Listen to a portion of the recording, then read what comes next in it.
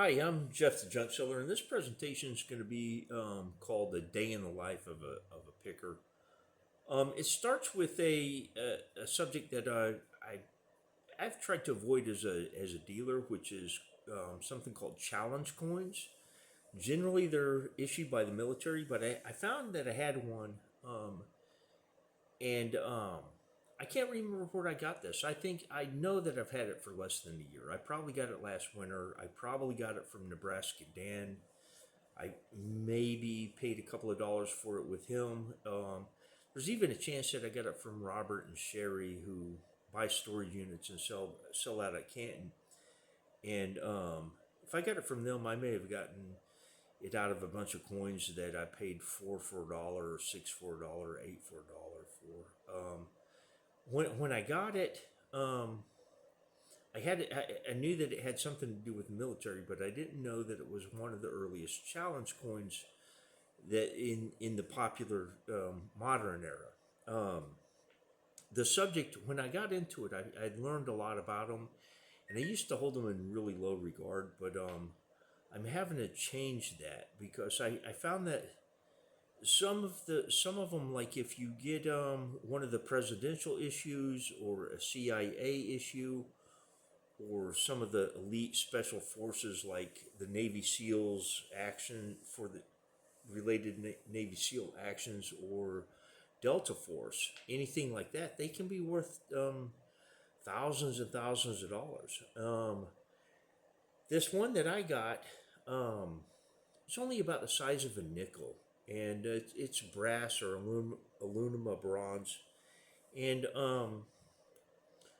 I started looking it up again a couple of days ago, and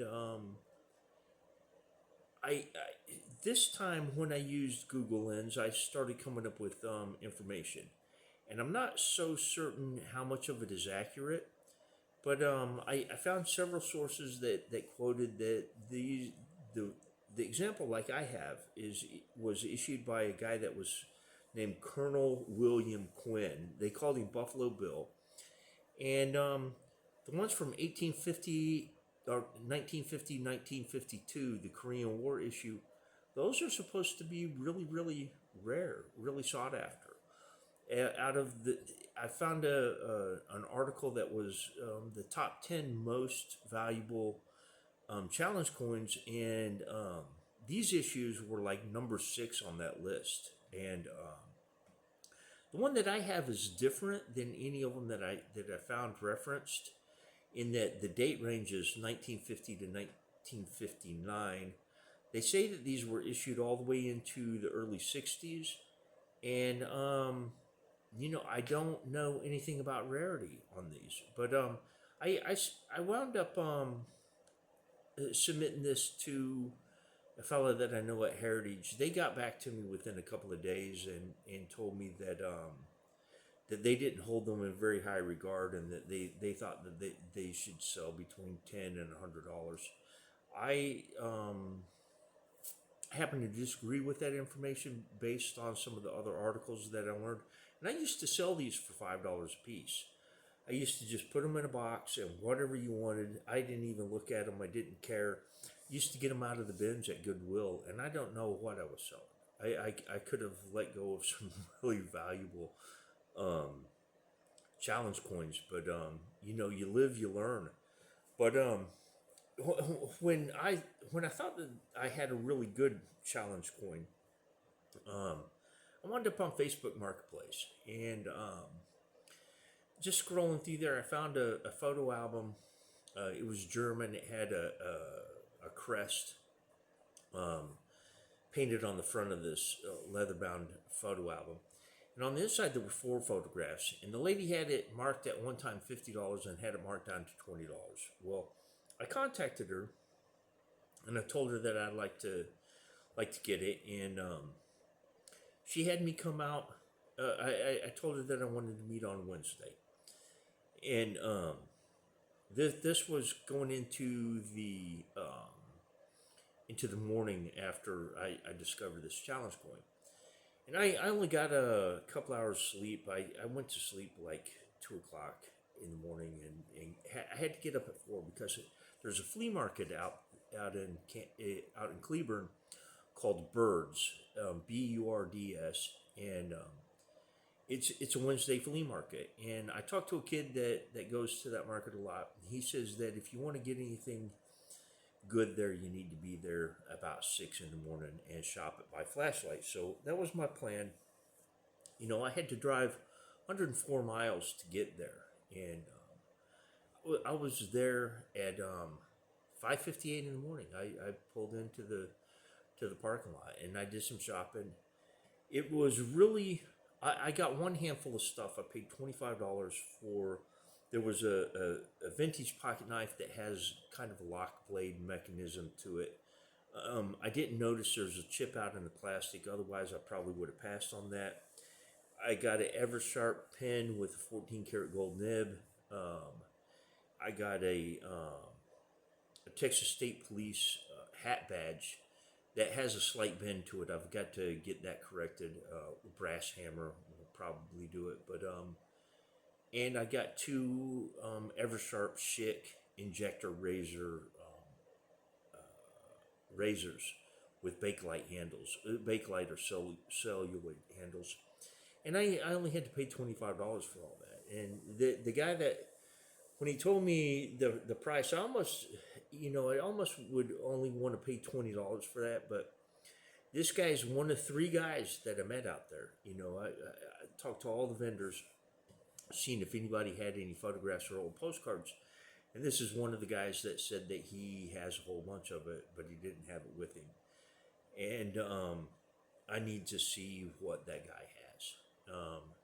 I handed out my business card 3 different times, and out of 3 chances like that, maybe one of them will come through. If not, I'll be back out there. But I went there. The woman with the photo album was in Cleburne, so I went out there. I hit the market at 6 in the morning, and I was eating a cheeseburger at about 7 in the morning. I don't get to meet the lady until with the photo album. I don't get to see her until 3 o'clock in the afternoon. So I took a drive. About another 30 miles from there is a little town called Granbury, and I know from a kid that bought some really good Asian stuff there at a mall that some good stuff bubbles to the surface there. And I did a little bit of research after he showed me what he got there. And I found out that it was the end of the line for the Fort Worth and Rio Grande Railroad, and there was a whole bunch of history that happened there. I think they say there's 16 historical markers there. But the thing that's more interesting about it, from a picker standpoint, is that they got 400 millionaires in that town out of about just over 10,000 residents. And they have 400 millionaires that live there.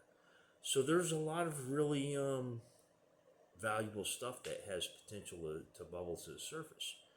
And I went to that mall. I saw some stuff that I should have bought, and I'll probably go back out there and get it. But I went and I shopped around, and I did get a couple of postcards at a place, and I was able to buy a Tintype. At this one shop, but I visited several other shops, and I was only able to make a purchase at one of them. And then I had to get back to Cleburne, and I went and got the photo album, and the photos were absolutely immaculate. The Germans, this stuff has blind embossing from dated it to 1906. But these photographs were like in perfect condition. They were just fantastic shape, and pretty whimsical photographs. And I'll probably get $35 a piece for the 3 large ones. And the album, I think I'll probably get $25 or $30 just for the album, empty with no photos in it. But the one Tintype that I got, it looks like a kid. And he's dressed in uniform that looks like it might be Civil War era military academy. I think he's just a kid though. I don't think that he's a soldier. And I do worry that it might be a reproduction, a modern copy, because with a sweaty hand, I put it on top of the tintype on top of the table, and the tintype stuck to my hand. But generally, that's a indication that there's some kind of developer on it or something, which should not be there if it was a good antique tintype. And I worried about that. I was concerned about that when the guy gave me a quote of $20 on it. But the way that I felt about it is that if it was a contemporary copy, that I'd still be able to get $20 out of it. So it felt like a zero risk purchase. But I had 275 miles wrapped up in the trip, and I think in the end I got some really great stuff. But I'll be lucky. I'll pay for my fuel. I had about $60 in fuel wrapped up in it. I'll refund my money on my purchases, and I'll pay for the mileage on the van. But it was and that was just really, I had something to do that day. It was really all that it amounted to be. But sometimes that's how it goes. I scored some really great stuff, but it still was a zero-sum game. But if you've enjoyed this presentation, please give it a like. If you've used some of my other presentations and you enjoy those as well, please subscribe. But thank you for viewing.